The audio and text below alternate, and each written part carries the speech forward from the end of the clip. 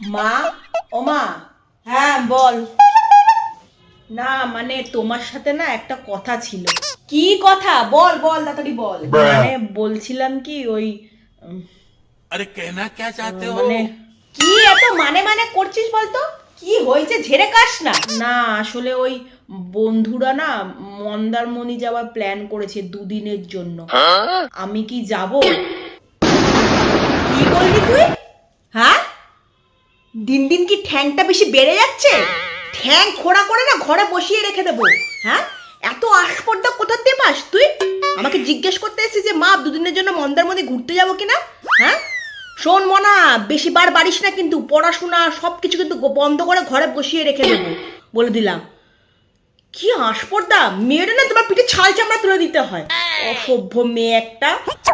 মা, ও মা, হ্যাঁ বাবু বল, কি হয়েছে? বলছি কি আমরা বন্ধুরা মিলে না 10 দিনের জন্য গোয়া যাওয়ার প্ল্যান করেছি। ও তাই? তা কবে যাচ্ছিস তোরা? এই তো কাল বাদে পরশু। কাল বাদে পরশু? তার মানে তো হাতে বেশি সময় নেই। ঠিক আছে দাঁড়া, আজকেই আমি ব্যাগগুলো সব বের করে তোর জামা কাপড় ভাঁজ করে সব ট্রলিতে আমি গুছিয়ে দেবো।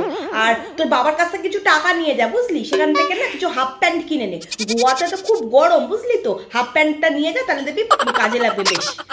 ঠিক আছে মা।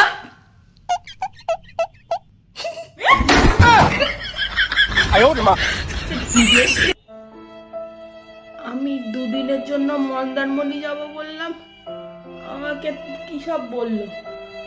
আর দাদা 10 দিনের জন্য গোয়া যাবে, তার বেলায় রাজি হয়ে গেল।